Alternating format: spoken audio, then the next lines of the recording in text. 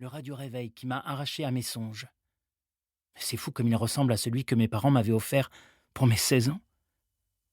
Le top de la technologie qui vous extirpe du sommeil avec le carillon de RTL, la musique de RFM ou une sonnerie crispante. 7h35.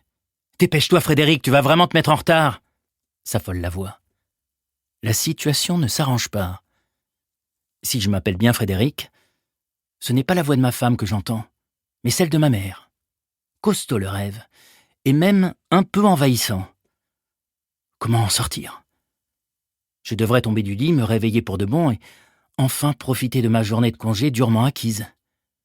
J'écarte mes couvertures. La vache ! Je porte un caleçon à rayures et mon t-shirt fétiche I Love New York, rapporté de New York par mon oncle. Le cerveau stocke un nombre impressionnant de données.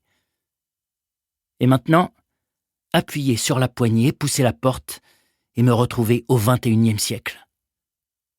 Un éclair châtain déboule dans le couloir, s'arrête, me dépose un baiser sur la joue et se précipite dans la salle de bain. « J'en ai pas pour longtemps, mais t'avais qu'à te lever avant. »« Valentine ?»« Bah oui, qui veux-tu que ce soit ? Kim Wilde ?» me jette ma sœur avant de se lancer dans une tentative de maquillage, activité à laquelle, de mémoire, elle consacre quelques minutes. « Va vite avaler ton petit déjeuner !» me lance une femme déjà habillée en tailleur crème. « Qu'est-ce que tu bois ? » ?»« Un café ?» Je réponds par réflexe, tellement abasourdi par la situation. C'est bien ma mère qui se tient devant moi. Et elle ne doit pas avoir plus de 40 ans. « Du café ? C'est nouveau, ça ? Tu ne prends pas de chocolat avant ton partiel ? » ?»« Non, du café. » »« Il est à quelle heure cet examen ? » Ma mère me regarde avec étonnement. La netteté des détails de la scène est ahurissante. 8h30 ? Tes cours commencent tous les jours à cette heure-là ? Tu as mal dormi cette nuit ? Non, ça va. J'ai juste... faim. Ton père avait un rendez-vous particulièrement matinal.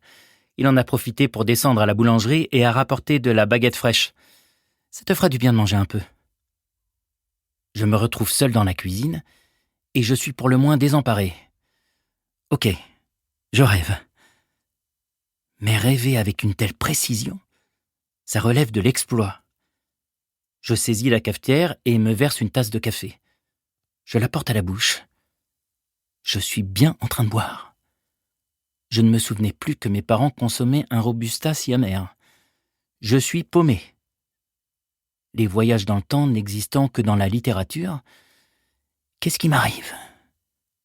Je me rappelle qu'un calendrier est attaché au mur et que ma mère, comme une détenue qu'elle n'a jamais été, rature les jours les uns après les autres. Je ne lui ai jamais demandé pourquoi. C'était comme ça. Allez, je me lance. Oh bon sang. Jeudi 22 avril 1982. Je vais bientôt avoir 18 ans et je suis en terminale. Reviens sur terre, mon gars. Tu vas aller dans la salle de bain, en sortir ta sœur et regarder à quoi tu ressembles. Aussitôt dit, aussitôt fait. Je me précipite face au miroir qui surplombe le lavabo sans tenir compte des récriminations de ma cadette. C'est pas vrai. Exactement la même tête que sur les photos de l'album que je conserve précieusement depuis plus de 35 ans. Si tu cherches à savoir si tu es devenu canon depuis hier, tu risques d'être déçu, Fred, commande perfidement Valentine. On s'entendait bien tous les deux, même si on aimait s'agacer. Elle était toujours à faire les 400 coups, contrairement à moi, qui, sans être timide, était plus réservé. Dans l'instant, je ne suis pas en état de lui répondre. Me voir si jeune me file un choc. Mais dans quel délire est-ce que je navigue ? Le seul élément positif, c'est que j'ai encore tous mes cheveux.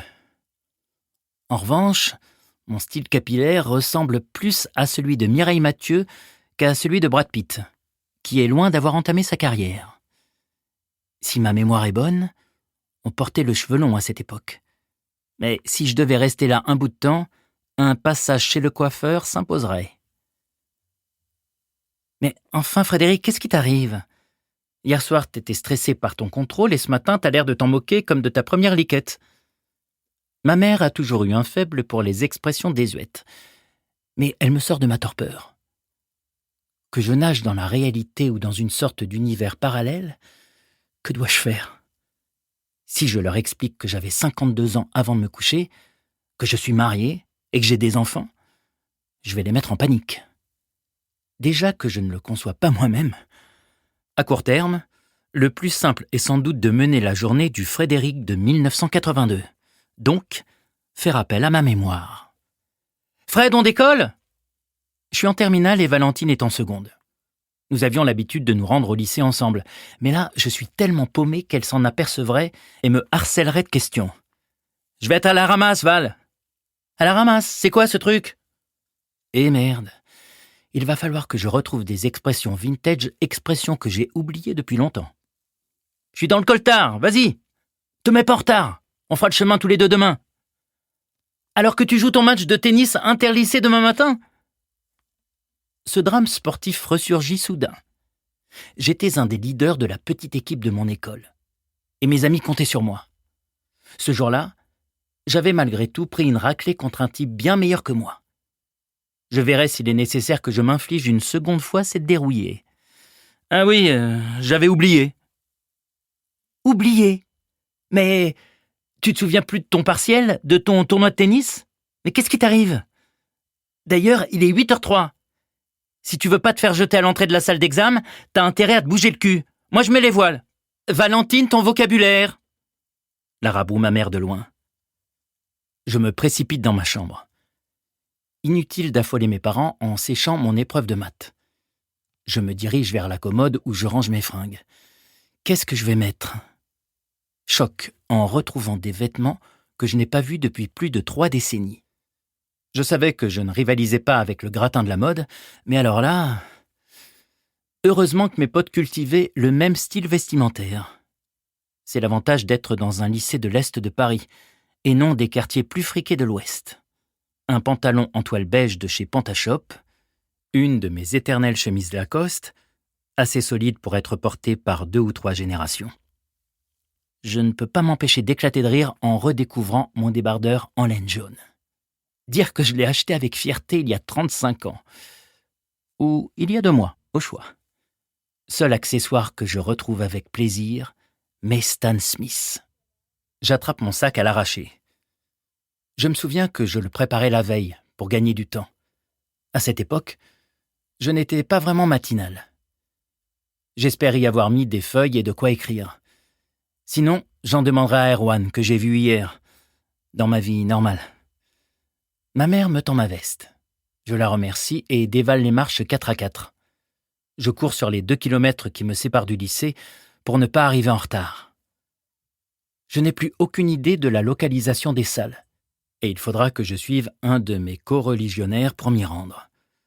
Heureusement que je regarde régulièrement mes vieilles photos de classe. J'en reconnaîtrai quelques-uns. Je ne sais toujours pas où je me trouve, mais si je suis dans un rêve, il devient candidat au prix du rêve le plus absurde. Chapitre 2. My teller is rich. 22 avril. Ma mère est partie déjeuner avec des amis, sans doute des membres de son club de bridge. Hormis taper le carton, leur activité principale consiste à partager des ragots autour d'un thé et de macarons. Ma sœur est restée manger à la cantine pour répéter sa pièce de théâtre. Quant à moi, je suis rentré faire le point à la maison. À la maison. À l'ancienne maison, oui. Je me suis ouvert une boîte de petits pois et j'ai réchauffé des bâtonnets de poisson pané. Cela représentait une des bases de ma nourriture. J'ai agrémenté ce menu gastronomique d'une bouteille de Cronenbourg. Si je me souviens bien, je n'en buvais pas à l'époque.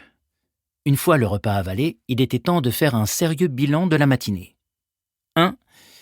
Si je suis encore dans un rêve, il commence à devenir insistant. Insistant et particulièrement précis.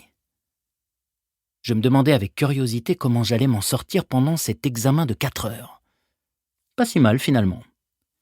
J'ai suivi des études d'ingénieur. Et même si j'ai oublié une partie de tout ce que j'ai ingurgité au cours de mes années de classe préparatoire, il m'en reste suffisamment pour obtenir une note décente pour un devoir de terminale C.